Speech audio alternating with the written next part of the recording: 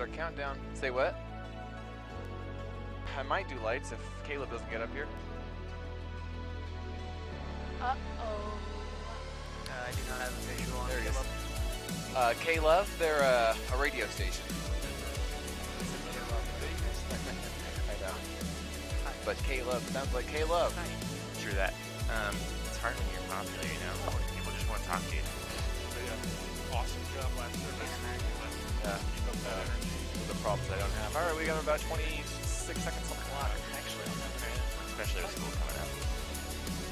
Stuart coming out with a push unto name, onto. Thank you for that circly circles. My bots here make me look good. Thank you. Sean. Then by 2. Circle move 2. Yeah. We Always make you look good, Two. James. Resolving 2. Intro. going. What's going on, Rocky? Three. How are we doing ID. today? Why don't you stand with us? ID My is name's in. Dane. I'm Video. one of the worship pastors here on staff. One, get We have me the that opportunity guitar to in worship shot. Jesus, so I want to invite you to join us. Let's sing to Him with all that we have because He's worthy. Here we go.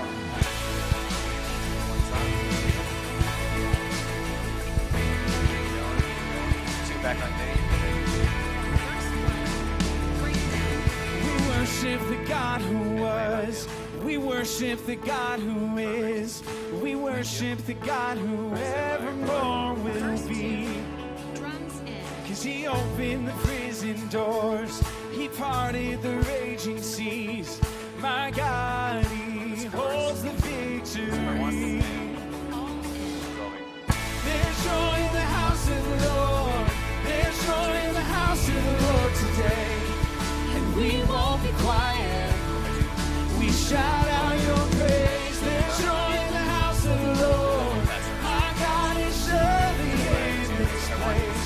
We won't be quiet. We shout out your praise.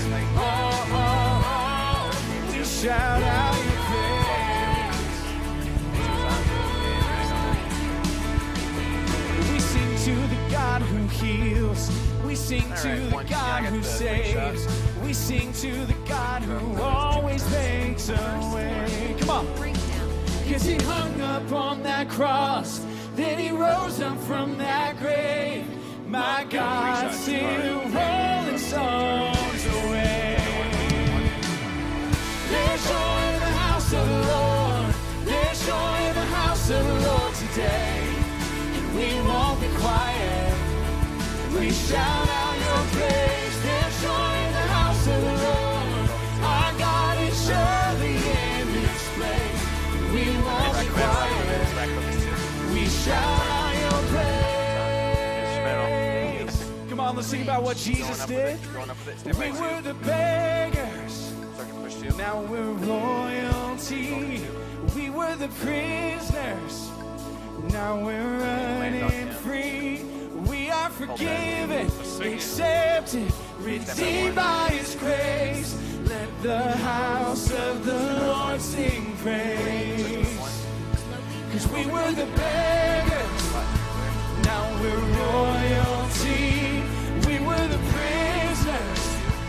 Now we're running free. We are forgiven, accepted, redeemed by His grace. Let the house of the Lord sing praise. There's joy in the house of the Lord. There's joy in the house of the Lord today. And we won't be quiet. We shout out your praise. There's joy in the house of the Lord. Our God is surely in this place. But we won't be quiet. We shout out your praise. There's joy in the house of the Lord. There's joy in the house of the Lord today. And we won't be quiet. We shout out your praise. There's joy in the house of the Lord. Our God is surely in this place. We won't be quiet. We shout out your praise. Oh, oh, oh. We shout out your praise. Yeah. We shout out your praise. We shout out your praise. We shout out your praise. pan towards the drums. We're going to keep singing today. We're going to sing about the hope that we have in Jesus. I know we live in a time that seems hopeless. So let's surrender to Him as we sing this song today. Verse 1, 2, one started slow pan 3, towards the drums. 4. Days may be darkest, but your light is greater. You light our way, God, you light our way. Doing a whole spiel. When One, can I get that 3 shot and get ready for pull you're out? rising higher pan with towards power me. to save, with like power to that drum save. hit. Chorus. Come on, sing 2, this out. You 3, keep hope. 4. You keep hope alive. You keep hope alive from the beginning to end. Your word never fails. You keep hope alive because you are alive. Jesus, you are alive. Verse 2. Drums in. Death had a stronghold, but your life was stronger. Rose from the grave, rose up from the grave. Yeah. The evil is rising. You're rising higher with power to save, with power to save. Remember the progression. And you keep hope alive. You keep hope alive from the beginning to end. Your word never fails. You keep hope alive because you are alive. Jesus, you are alive. There's hope in the morning, hope in the evening, hope because you're living, hope because you're breathing. There's hope in the breaking, hope in the sorrow, hope for this moment, my hope for tomorrow. There's hope in the morning, there's hope in the evening, there's hope because you're living, there's hope because you're breathing, there's hope in the breaking, there's hope in the sorrow, there's hope for this moment, my hope. Come on, big hits, big hits. Tomorrow, you keep hope alive. You keep hope alive from the beginning to end. Your word never fails. You keep hope alive because you are alive. Jesus, you are Back alive. me. And you keep hope alive. You keep hope alive from the beginning to end. Your word never fails. You keep hope alive because you are alive. Jesus, you are alive. Breakdown. Last 4. keep going. Alive. You keep hope alive from the beginning to end. Your Keep going, word fast. never fails. You keep hope alive hold that. because you are Check it out. alive. Ending. 2, Jesus, Up 3, next is Run to Florida by Miranda, so 2 will pick up Miranda for me. 1, Katie, 2, you're out of 3, focus slightly. 4, 5, 6. Stand by 2, start a push. Resolving 2. 2 is hot. Intro. 3, Till 4, down. 5, Pushing 6. that 2. Nice. Perfect. Woo! You guys are crushing it. Verse 1, 3, 4, 5, 6. I'm carried a Maybe you should audition for worship. No. Maybe not. I wasn't created. I like it 1, start low. Verse Go 2, slow, 3, diagonal 4, up. 5, 6. Those diagonal ups look nice. Sound on it. James, I just knocked the ISO down one click because it was blown out in the lobby. Cool, thanks. Let it all go. Reset 1, Lord. And I see it now. Resolving 1. Laying it down. And I know that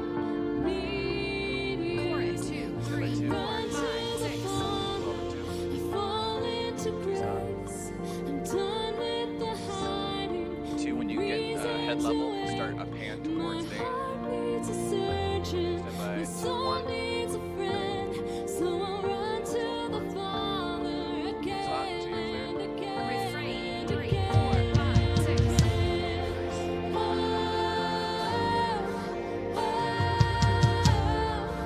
right to 40. Verse 3. Drums in. And you can land on her too. Thank you. One, can you show me some Debbie? Verse 4. 3, 4, 5, 6. Get artistic. And I don't have a context for that kind of love. I don't understand. I can't comprehend. All I know is I need you. I run to the Father, I fall into grace.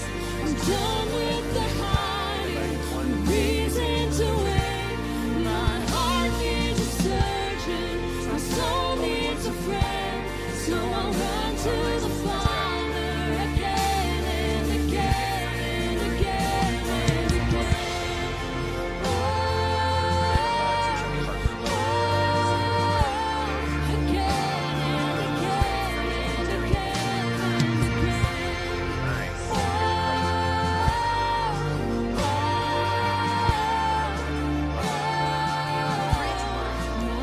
has been 2, 1, right to slow in push. your sights long before my first breath, running into 1, get on Parker.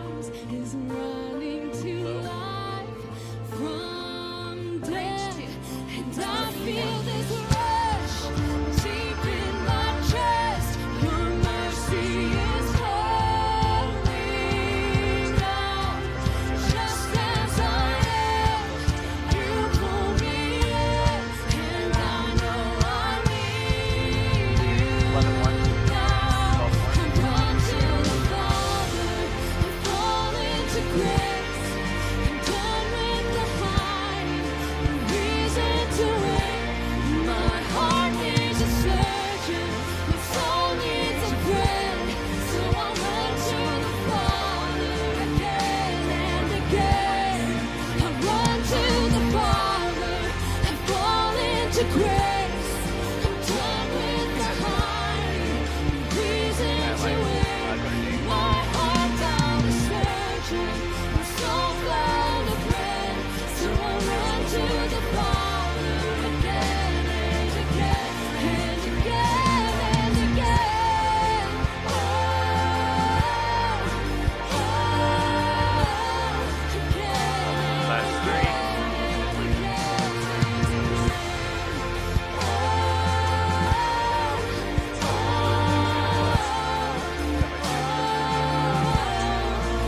Alright, up next is Canadian Stand by Amanda. Stand by 1. Nice. Amen. Ready for We can title? run to him again Send it. and again, right? Who's happy to be at church this morning, worshiping together? Stand by to lose. So good when our world is crazy that we can come into this place and that we can be together this morning. You guys can go ahead and take a seat. You can grab out your communion. We're going to take that together in just a minute. Today we are finishing up our series head on called the At the white bars. Table, and Matt's actually going to be teaching today from our Niwot campus. But when I was little, my life was messy. Actually, my parents got divorced when I was super young, multiple times. But one of the things, we had this big dining room table in my house at my dad's, and even though life was crazy, I ate dinner almost always together. My dad and my brother and eventually a stepmom. And it actually was a time that I didn't really like when I was little because everything happened at the dinner table, right? That statement of like, put everything on the table. That's where I got in trouble. That's where we talked about everything. And when I was little, I hated it. And we had this picture that was hanging up above our dining room table. And there was this little girl and this old guy in the picture, and they were in a boat. And when I was little, I was always thinking, like, I want to be the girl in the boat because I want out of here. I don't want to be at this table talking about all the things that we were. But as life went on and I got older, I actually began to appreciate that time at the table. Because even though it was hard and hard conversations, I saw my dad in a way that I never saw him normally. And we got to have conversations that we didn't usually have. And like I said, even though they were hard, they were good and they were relationship building. And it just makes me think of Jesus. Jesus had some of the hardest conversations, and definitely one of the hardest conversations at a table. And it was the night that he invited his disciples to the table, the night before his death. And he knew what was about to happen. And he could have focused on that, but they didn't know what was about to happen. And so instead of doing that, he invited them to the table. And he taught them what they needed to know, and it was this: you're going to eat this bread and drink this juice, and you're going to remember me, and I want you to do this until I come again. And that's what we have an opportunity to do every Sunday morning, to take the bread, to take the juice, to remember his sacrifice. And he invites us to the table to just sit in relationship with him and conversation with him. So I want to give you guys some time this morning just to take the bread, the juice, remember his sacrifice, and just remember him. Go ahead whenever you're ready. Can I make communion full? Thank you for that, Rack. CG's full.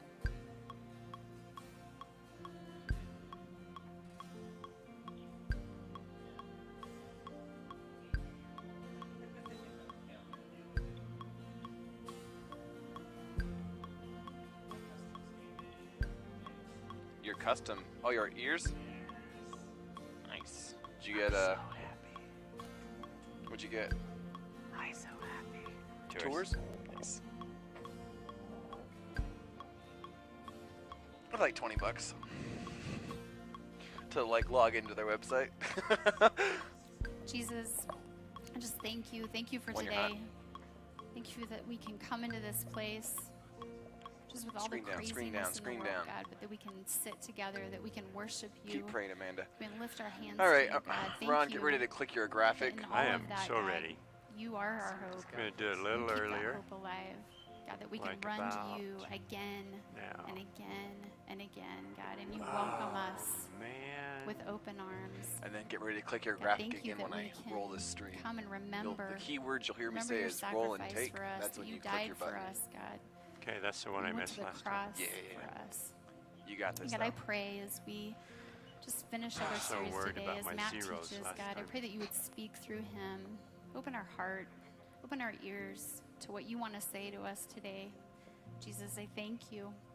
Thank you that we can come and worship and hear your word and invite your spirit into this place today. God, speak to us. And I pray all this in Jesus' name. Amen. Roll and take.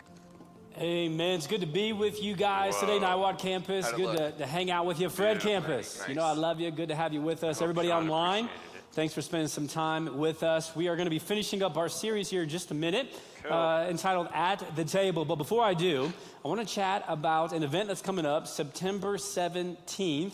Called Shine Prom. We've been talking about the last couple of weeks. This is one of those events, at least for me, is kind of a Super Bowl day for our church. We launched our Shine Prom 4 years ago, and it is a night, it is a party, it's a prom that is for our special needs community. Word Church is always asking the question, how can we help? How can we make things better? And this was an event for us that we just felt like was really, really important for a portion of our community that oftentimes gets overlooked. And so we jumped in 4 years ago, really had no idea what we were getting into. And here we are 4 years later. This event has gotten bigger and bigger and bigger. 4 years ago, we were praying, God, could we just have 40 guests? And we had over 60 show up. And this year, we are praying for 300 guests. 300. So we've made some changes. Isn't that awesome? Yeah, you can clap. Okay. You're awake. I love it. And so this year, we're doing something different. Obviously, we're doing it in the month of September, not February, because it's a little warmer outside, hopefully. And then the big change is we're hosting the Shine Prom, not just at the Fred campus, but also Niwot campus. which means we need some more volunteers, and we are always looking for more sponsors, corporate sponsors. And so at the end of the day, if you're a partner here at Rocky, you're going to get a text from us that's going to give you a link to where you can go and sign up to volunteer to serve on the 17th. And I'm telling you, you don't want to miss it. You're gonna walk away if you choose to show up thanking God that you were there. So many great things that happen there. Every year I wear sunglasses during the event. It's not to look cool because it's too bright. It's because I cry so much. I really tell people this night, heaven's got to be something like this. Just pure joy and excitement. One of the fun things that we've seen over the last couple of years is how the community has responded to this event. They want to be a part of it. They see its significance and they want to serve at it. So much so that the last couple of years, as we've gone out and looked for people to jump in with us financially, we have been overwhelmed as a church to see people who are excited to partner with us. And this past week, Ashley Leach and myself, she serves here at Rocky, leads in our special needs environments. And so we went to the town of Frederick, went to their town hall meeting. The board of trustees are there, the mayor's there. We give the pitch. We talk about the event. They have partnered with us in the past. This year, they jumped in for $3,000. Isn't that awesome? I just want you to clap for that. I think that's great. You just don't see that kind of stuff happening. And so, the town's just with us. Then the very next day, we went to the town of Firestone and met with their board of trustees and the mayor. And this one blew me away. We did the whole spiel. We're talking it up. And, we showed them a video. And we get to the end. And when you're at these meetings, it's always that there's a moment you're not quite sure what's going to happen because somebody on the board of trustees has to make a motion. Someone's got to say, hey, I motion we give Rocky Mountain Church X amount of money. And we get to the end of the spiel. I thought the meeting was going well, but nobody's saying anything. And I have this feeling like they're not going to give us any money. This is going to be awkward. And we're going to have to walk out of here. And the town clerk says, Mayor, we don't even need to take a vote for this. Because when you created the budget for 2021, you actually put this as a line item in your budget, which blew me away that they have partnered with us in the past. And when they were coming up with their budget, they were like, oh yeah, we should put some money aside for Rocky Mountain Christian Church because they're probably going to do the Shine Prom again, and we want to be part of it. So they didn't even have to take a vote. And I'm thinking, then why did you just make me say all that stuff? So anyways, but we went through the whole deal. I went out into the lobby, did like a little dance with Ashley, and this just blew me away. I got in the car, called up my wife. I said, you're never going to believe this. The town of Firestone put us in their budget. They just went ahead and said, yeah, we're going to send you the check. So I just think that's so cool that we get to partner with other businesses and other townships. Everybody is kind of all hands in, and we want you to be in. We want you to be in. We're going bigger, we're going better, and so we need some more volunteers. So you get the text today, you're going to see it, and then you're going to click it. You're going to do what? Click it. You didn't say, click it. Okay, you're going to click it. You're going to look at it, and you're going to be like, oh, yeah, Matt said click it, and then you're going to register. You're going to jump in and serve. Now, there is a little expense that you pay. There's a $15 expense. Some people have been confused by that. If I'm serving, why do I have to pay? Here's why. Because we need to background check you. And so many people are going to be serving at this deal. We are trying to, we are going to make sure that this is a totally free event for our guests. And so you help us out with our budget for that night by going ahead and covering your own background check. It just helps us out a ton, all right? So I hope to see you there. It's going to be an awesome night. Don't miss it. All campuses. This is, all hands on deck for our church, September 17th. Now, at the table. If you've missed the last couple of weeks, I really want to encourage you to go back, check them out. We've talked a lot about the value of community, the value of having people that are kind of at your table, people that are investing in you and encouraging you and challenging you to be better. And so if you've missed that, we want you to go check those things out. Community is a big part of anybody's life, surely the Christian life. God has designed us to do life in the context of community. I'll say often when we're launching groups, I'll say this quote all the time. When you're all by yourself, you be dumb and you do dumb stuff, okay? You need some good friends. You need some mentors. You need some people that are going to sharpen you. You need to be doing life with people that are at your table. And so go check out those last 2 weeks. Today we're going to be talking about the idea of the table, but a little bit differently. Today we're talking about seats at your table that hopefully, that as a follower of Jesus, at your table, you've created some space. You've allowed some empty seats for folks that can come and sit at your table who don't look like you, who don't act like you, who don't talk like you, who don't believe like you, who may not even vote like you. And we think this idea is actually a pretty big idea. You see this rhythm in the life of Jesus. In fact, it's one of the things that will ultimately get him crucified. Because one of the interesting things when you read in the Gospels, Matthew, Mark, Luke, John, about how Jesus lived his life, even how he started his ministry, Jesus tends to spend the majority of his time not with religious people. He didn't spend the majority of his time with the insiders. He actually spent most of his time with people that were considered to be outsiders. I mean, Jesus gave outsiders hope because he welcomed them, he accepted them, he loved them, and then you know, because of the name of this series, he had meals with them all the time. And because of this, people who were nothing like Jesus liked him. And the radical part was that Jesus liked those people back. I mean, during Jesus' ministry, he was an expert at pushing back against the cultural norm. Because according to the culture, Jesus, just about all the time, was hanging out with the wrong people. And even worse, he was having meals with them at the table. And in Jesus' day, this is why this was such a big deal 2,000 years ago, because in Jesus' day, you know, who you had a meal with was an incredibly important.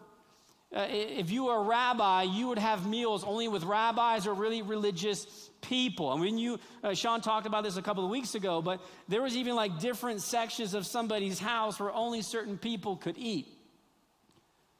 And if you were at a certain tier or a certain value in the context of that culture, you could only eat with your people. To eat with somebody was essentially to say, we're family.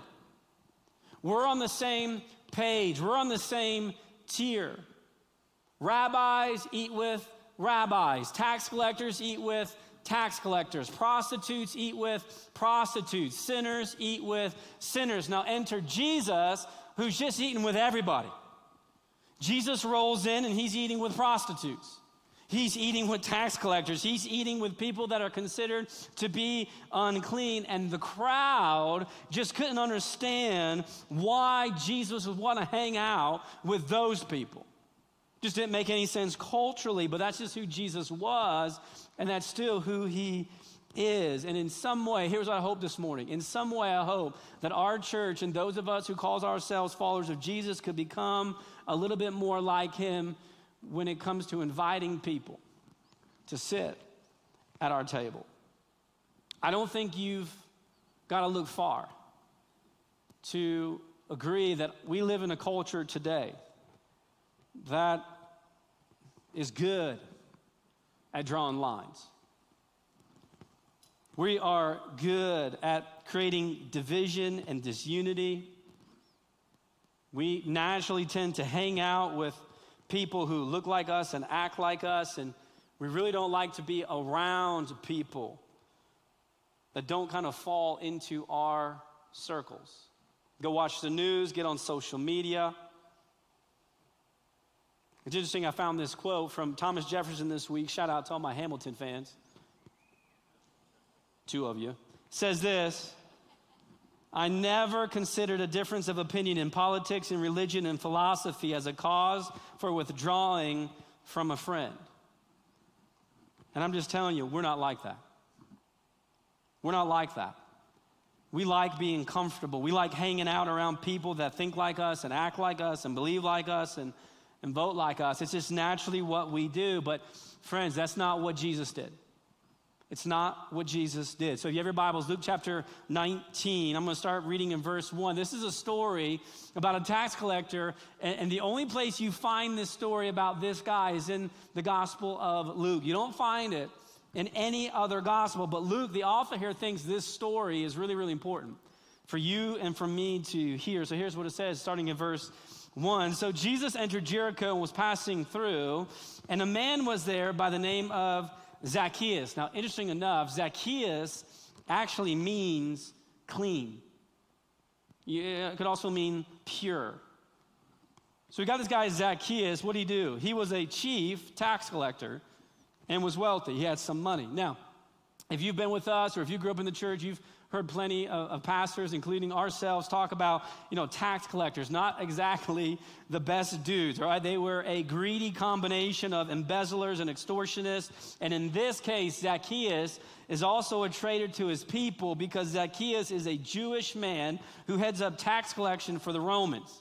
Which means, right off the bat, he is a social outsider and he's not well liked by his people.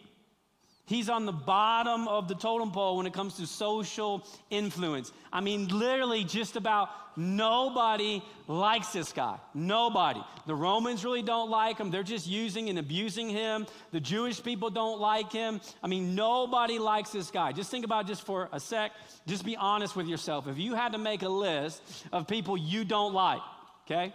Think about this for a sec. Just people you don't like. I really just don't like these people, right?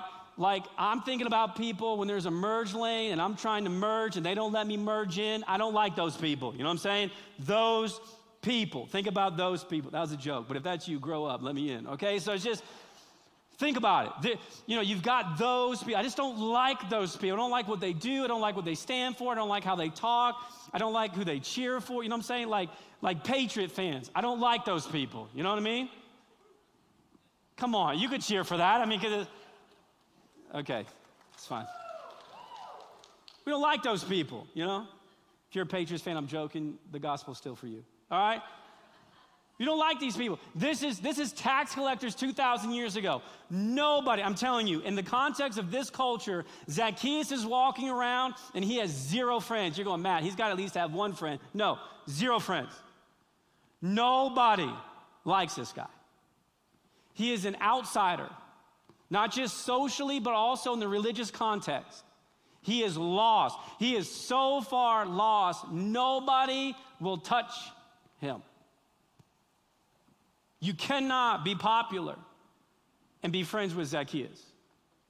You cannot have influence with your people if you're a Jew and be friends with Zacchaeus. He's an outcast. He's at the bottom of the list. And I think because of how tax collectors are viewed 2,000 years ago, it's the very reason when Jesus is trying to make a point, he wants the crowd to listen to him when he's telling stories. He will oftentimes use tax collectors as characters in his stories. Why? Because it was shock value. Jesus would include a tax collector in his story. It was absurd. People couldn't even understand it, that this rabbi, this person who claims to be the Son of God, would actually shoulder tap a tax collector named Matthew and say, come follow me. The other disciples would be extremely upset. These other fishermen that are already following Jesus, and one day Jesus sees a tax collector named Matthew and he says, hey, I want you to come follow me, and he does. It would have been absurd.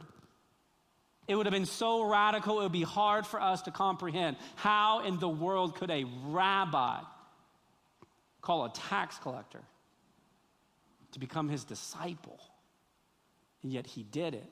It's the very reason 2,000 years later that my name is Matthew. Jesus was always about pushing into the cultural norms. And tax collecting, it was a tool used by the Roman Empire really to not just collect income, but also to turn indigenous populations against themselves. It was essentially a series of contracts. And so there would be a tax collector, right? And there'd be many tax collectors, and we would go meet with the Roman officials, and they'd say, okay, hey, you're in Niwot, Matt, you're at Niwot, you're a tax collector. How much taxes can you get from the town of Niwot? And we would start bidding against other tax collectors. And I'd say, well, I think I I could get this much and somebody else thinks they could get that much. And if I win the contract because I think I can get the most amount of money, then I get to go out and fulfill the contract. And I'm gathering the money that I've told Rome that I could get, but I'm also probably taking more than what I said I could get so I can pocket some as well. It was a contract system. It was a bidding system. And here's what we see with Zacchaeus. He was at the top of the pyramid scheme. He was the chief tax collector. He was overseeing all these tax collectors that were in the neighborhoods, and these guys were good. They knew you better than you. They knew where you worked. They knew how much you made. They knew your daddy's name. They knew how much money they could get from you. And this is why nobody liked this guy. Keeps going, verse 3. This tax collector, Zacchaeus, wanted to see who Jesus was.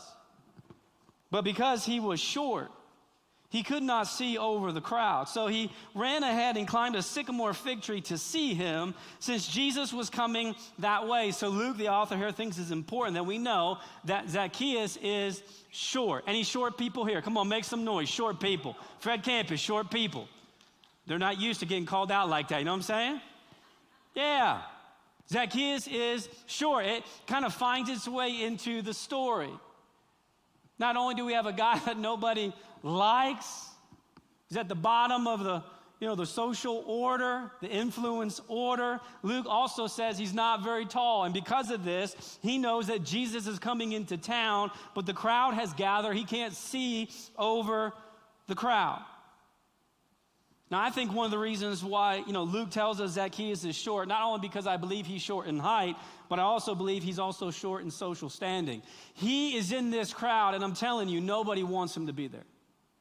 Nobody. For Zacchaeus just to show up in this moment would be a big deal for Zacchaeus. He's already pushing through the social boundaries. He knows nobody wants him here. And everybody in the crowd is also thinking, bro, not only do we not want you here, Jesus doesn't want you here. Jesus is a rabbi. You think he wants you here? Nobody wants you here. But here's the thing. Zacchaeus, who's a tax collector, has heard the stories of a guy who claims to be the Son of God who seems to have a thing for tax collectors.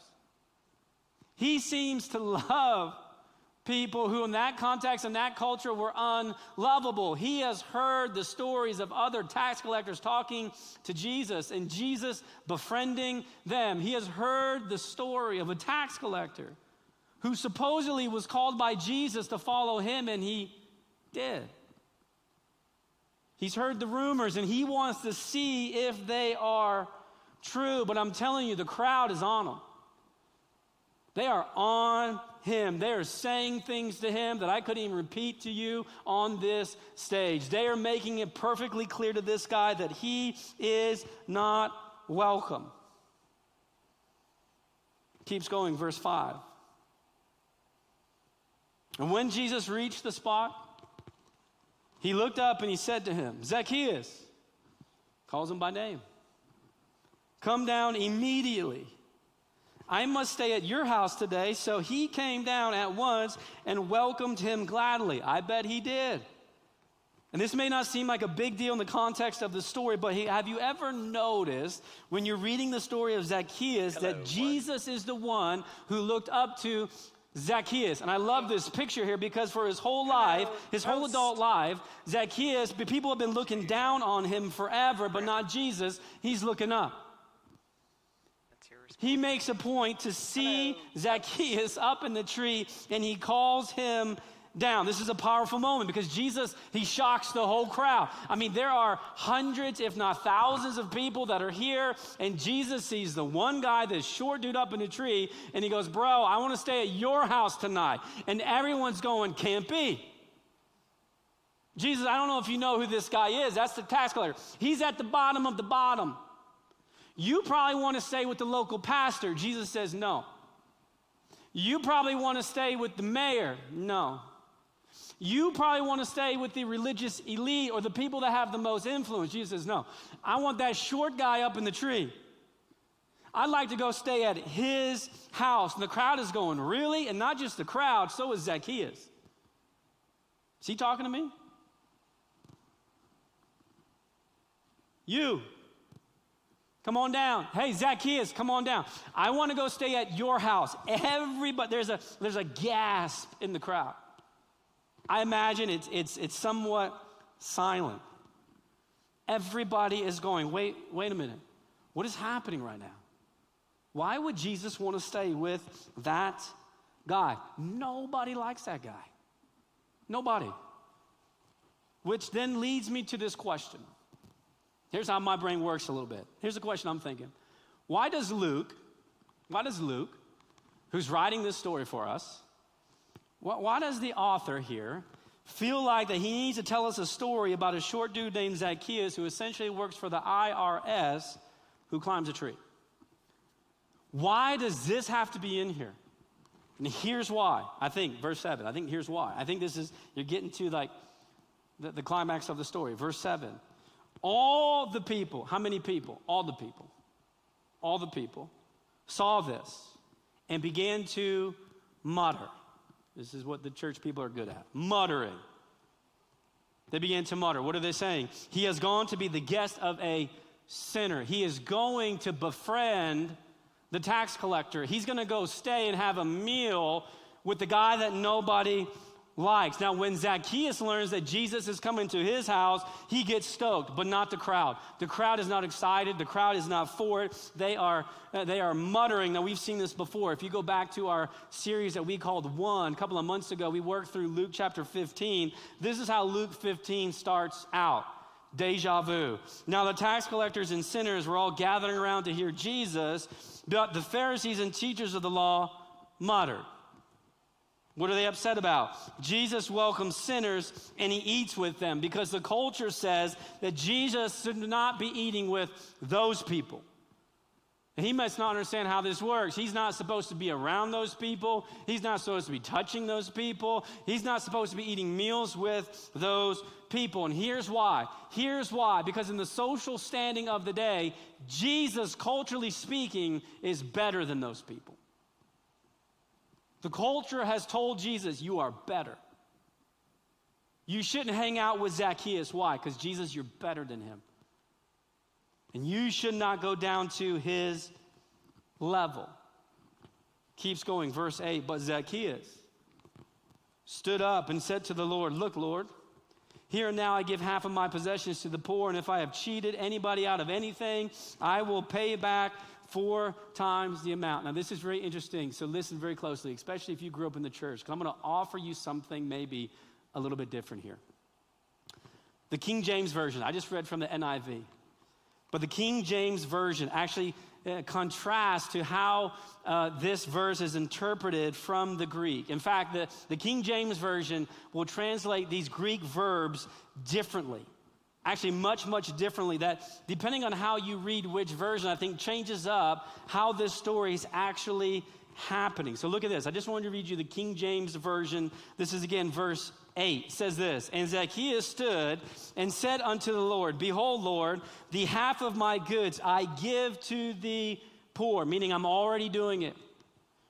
And if I have taken anything from any man by false accusation, I restore him fourfold. You see how this becomes more like I am doing this. I have already done it. Not that I am going to. I am doing this right now. I have been doing this. So perhaps, just perhaps, this is less of a story of conversion and more of a story of inclusion. See, here's what I think happened.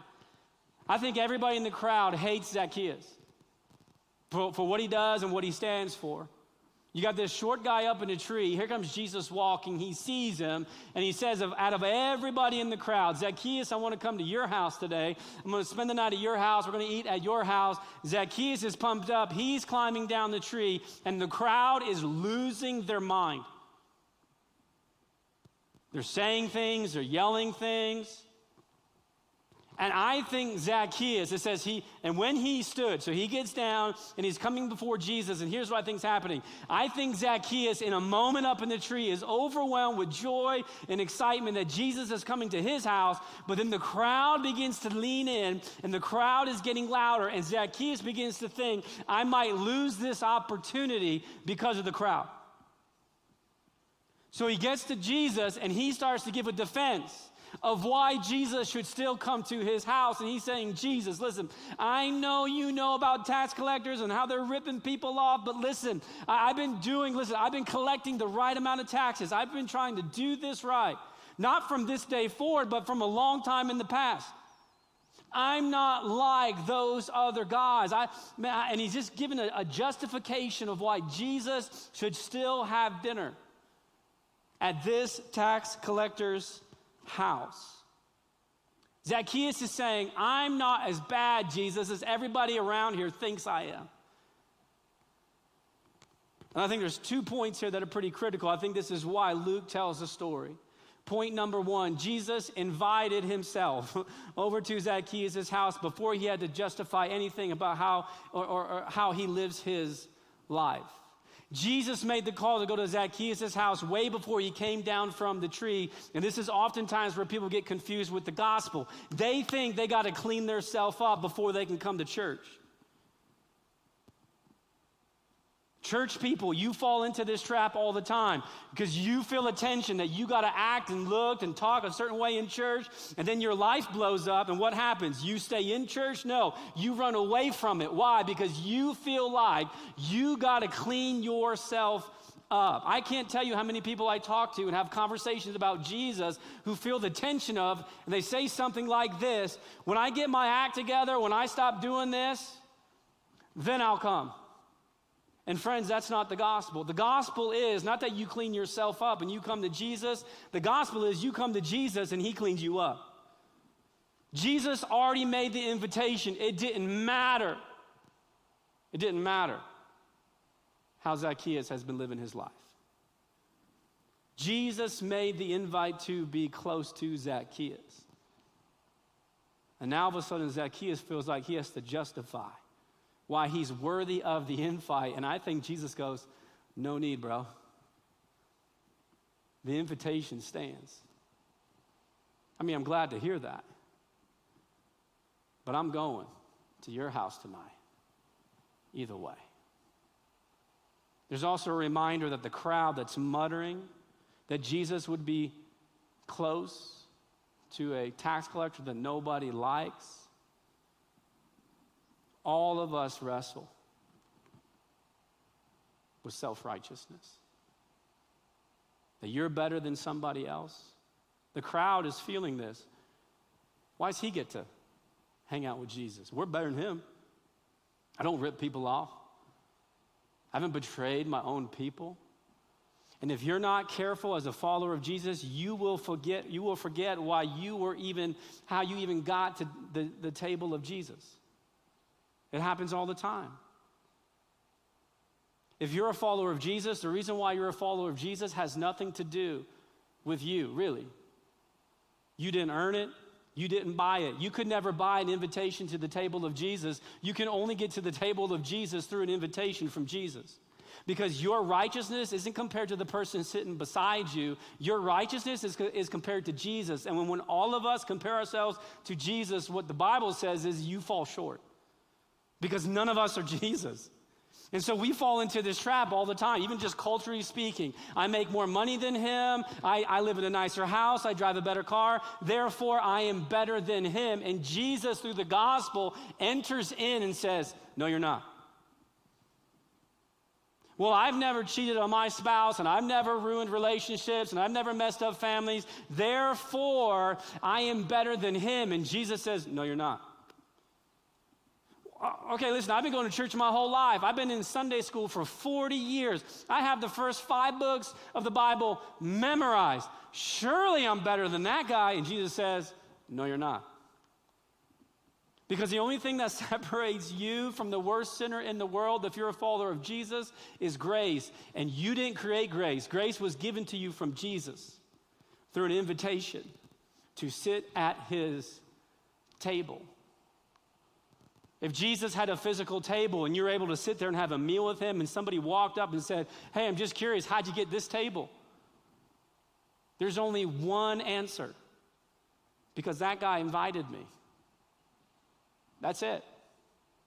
That's all you got. That's all I have at the table of Jesus. Because you were invited somewhere along the way. You bumped into Jesus and he saw you. And he said, you should come sit at my table. We should have a meal together. We should get to know each other. I want to be your friend. It's the same story that Zacchaeus has. Jesus concludes the whole thing, verse 9, and Jesus said to him, today salvation has come to this house because this man too is a son of Abraham. Verse 10, let me just sum the whole thing up of why I'm here and why I'm doing this, why I get to have dinner with anybody I want, talking about Jesus, why Jesus gets to go spend the night at Zacchaeus' house if he wants to. Here's why, verse 10, for the Son of Man came to seek and to save the lost.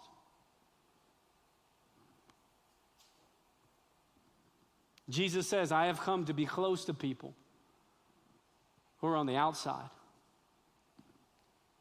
I want everything to do with people that you, the crowd, want nothing to do with.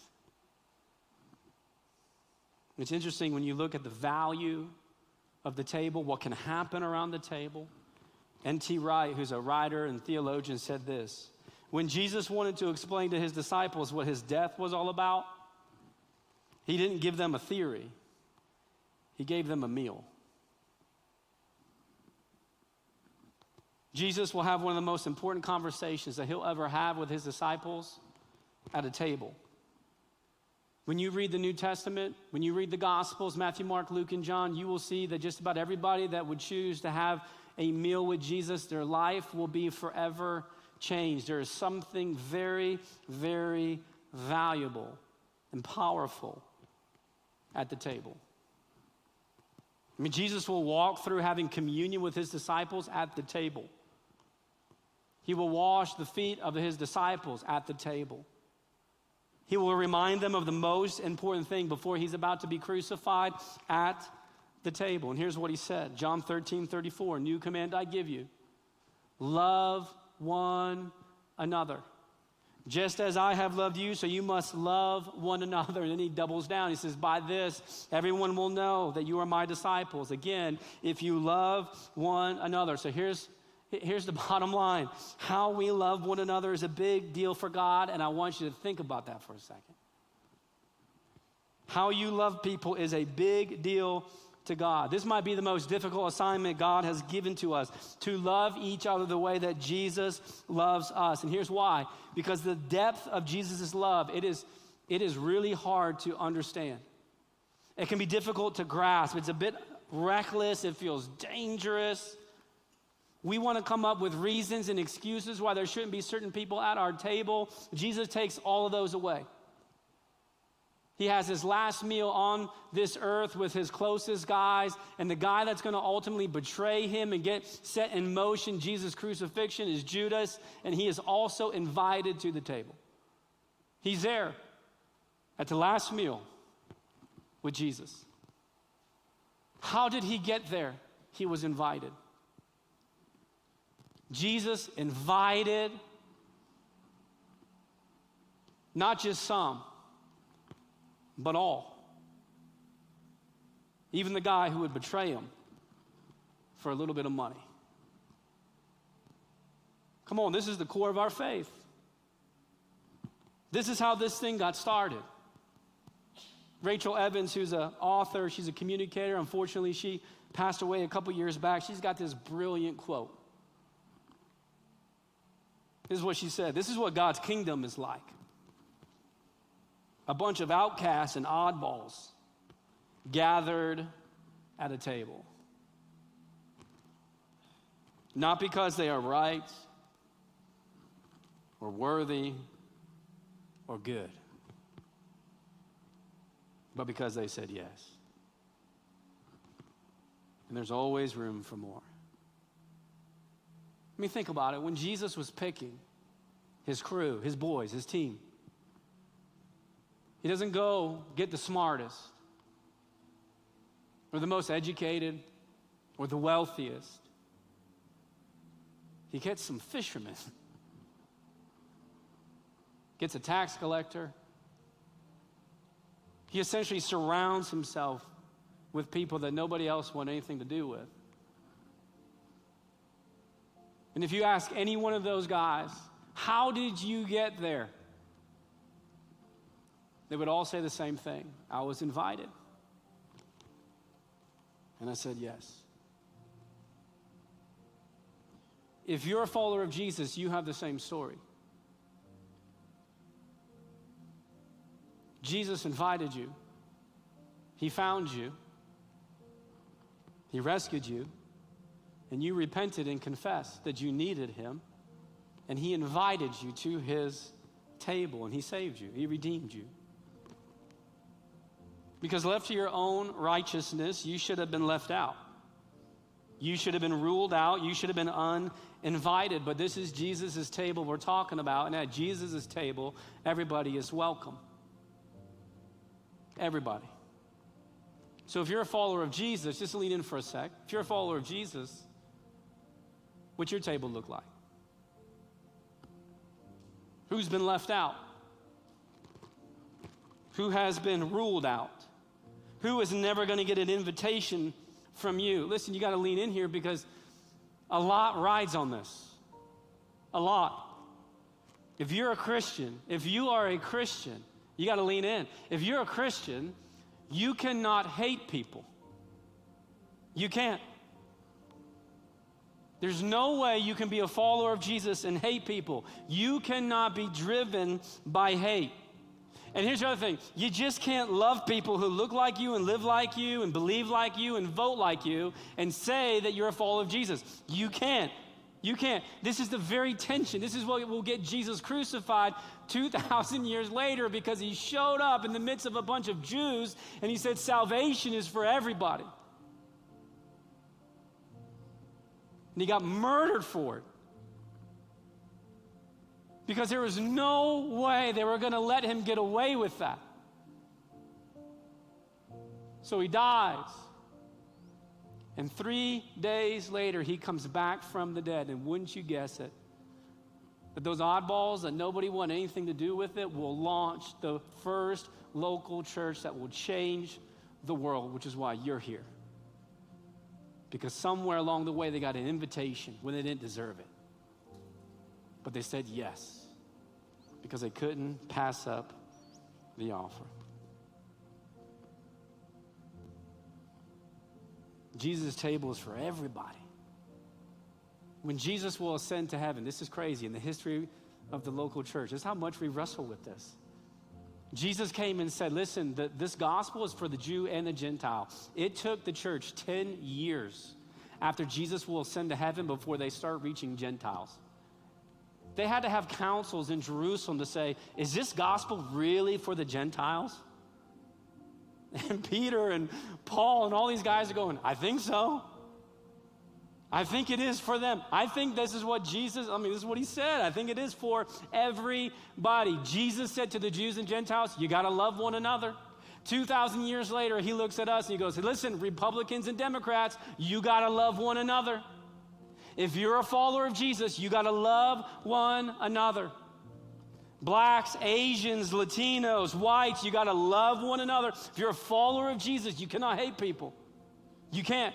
You have to love one another. There should be room at your table, not just for some, but for all, especially those that everybody else wants nothing to do with. Not you. Not you. Because you've got the seat at the greatest table in the world. How could you not, in return, invite not just some, but all? I might get in trouble for this. I'm going to say it anyways. In the context of Christian culture, we're spending way too much time talking about where we stand.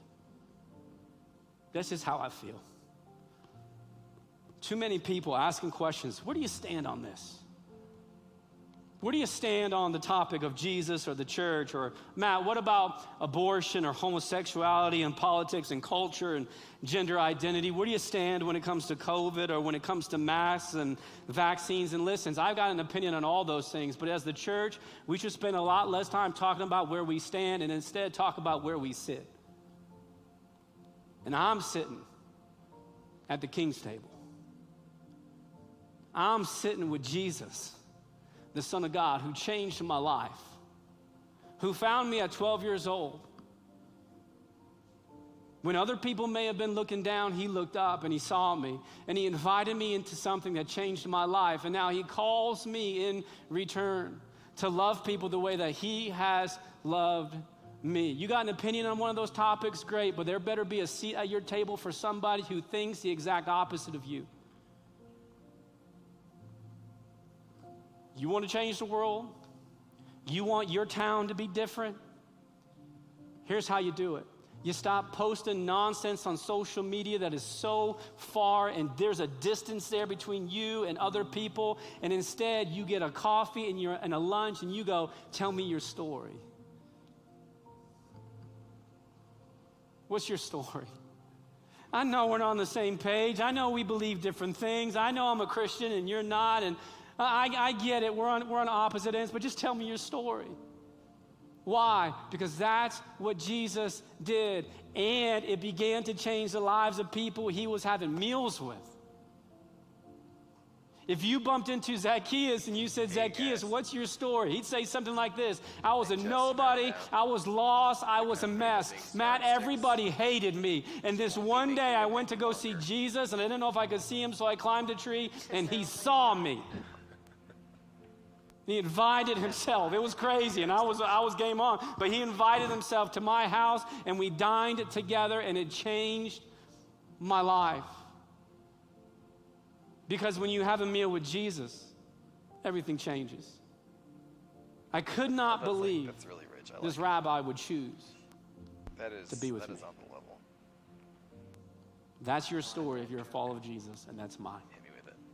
Anything short of that Lost his arm and leg is false. in a accident. Is false. That's Go on. the gospel. He's So here's the all right. question. I'm just curious. Who are you having lunch Go. with this week? Who are you doing coffee with? How about we stop just hanging out with our people? You want a longer one? We go hang out with those people, After service. the ones that nobody wants to hang out with. Because of, But we will, jump into this. because we already got the best invitation in the world. How could we not offer it to somebody? Let me pray for us. Father, I thank you for the opportunity to be All right, reminded he's again praying. of the truth of the gospel. I thank you for finding me as a 12-year-old boy. I don't know why, but you did. And you invited me into something that would forever change my life. And I pray that right now, if there was somebody listening in this room, at Frederick, online, who has yet to come to that conclusion, that they just might see you in all your fullness today. You're not approaching us, waiting for a full defense. All right, look alive, y'all. You Ron, get simply ready to invite click your us button. into something that is life-changing. As soon as Matt says You say that amen, if we will confess you and click repent that we button need that you, gets rid of something. that our lives will whatever never your be the next one same. is. So thanks for taking this lost guy. The intro Thanks button? for That's all I have. saving Yep. many in this room who you invited somewhere along the way.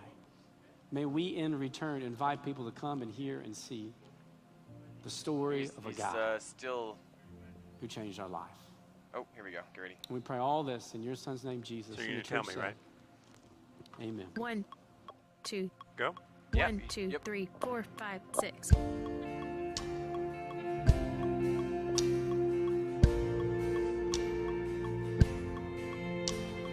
Take it you didn't put the hazer on during your prayer. Verse 3, 4, 5, 6. For I spoke a word, Words? Oh, you cool. were singing over me. My bad. Just fire me. You have been so, so good to me. Stand by two. took a breath, you breathed your life in me. And you have been so kind to me. Nice slow pan. Chorus 3, 4, All 5, the 6. overwhelming, never-ending, reckless love of God.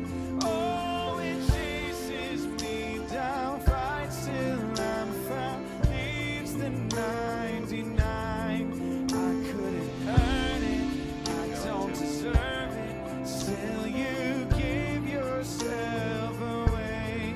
Oh, the overwhelming, never-ending, reckless love of Instrumental 4, 6. Two, pushing today. Slow. Reset two. Sing this out together. When I was your foe, Verse 3, 4, 5, 6. when I was your foe, still your love fought for me. You get in there. Rack focus. You have been so good Rack focus to two. me. When I felt no worth, you paid it all for me. I don't want to see that screen.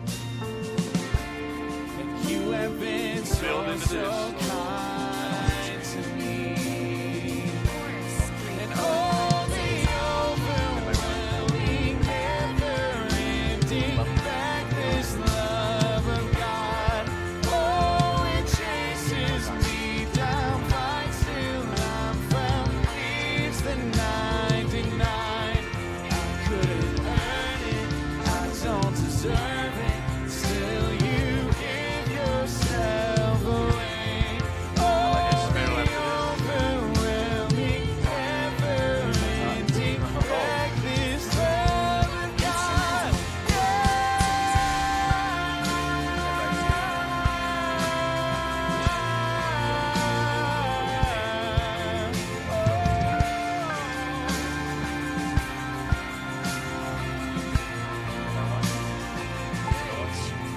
Breaks in here. There's no shadow you One. won't We're light gonna use that up, in a second. mountain Go you ahead and stay won't on climb up, coming after me. Go Come on, low. sing it out. To the left. There's no Yeah. wall you won't kick down, lie you won't tear down, coming after me. Bridge. 15 seconds. Build. There's no shadow you won't light up, mountain you won't climb up, coming after me. There's no wall you won't kick down, lie you won't tear down, coming after me.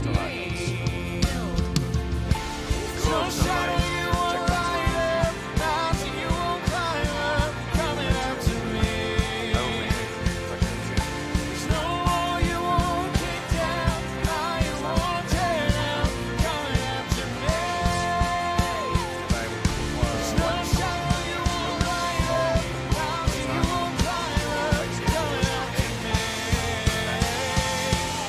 There's no wall you won't kick down, lie you won't tear down. Open up big, big.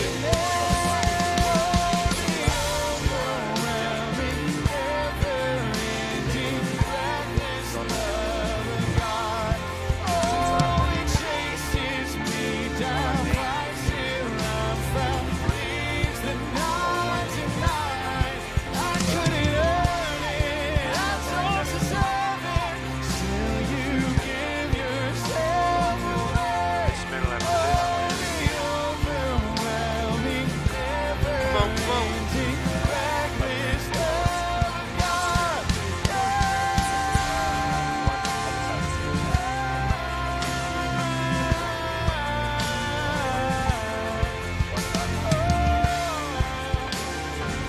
I like it. Trash can. 1, 2, 3, 4, 5, 6. Am I two? Amen, Two, two. Fred Campus. It was amazing worshiping with you guys today. I have three quick can send me things it. before we get out of here. First thing, you guys heard Matt at the beginning of the sermon, right? Wait, no, right, Shine like, Prom, September 17th. Right after this service, you're going to get a text. There's going to be a link in there.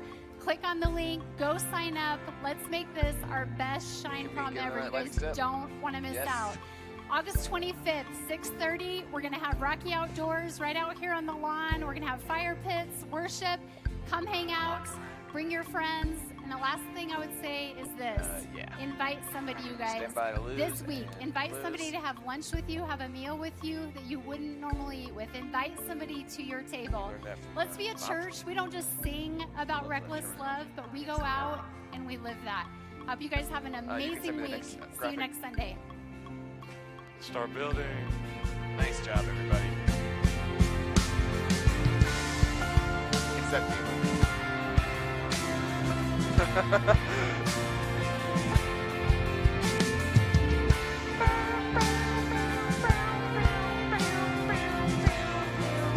Build even more.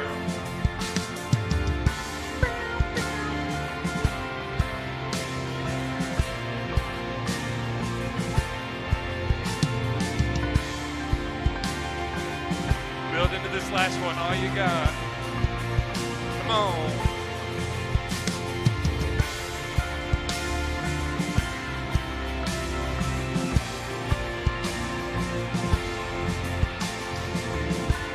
Let's get them hits, Roger. You know what I'm talking about.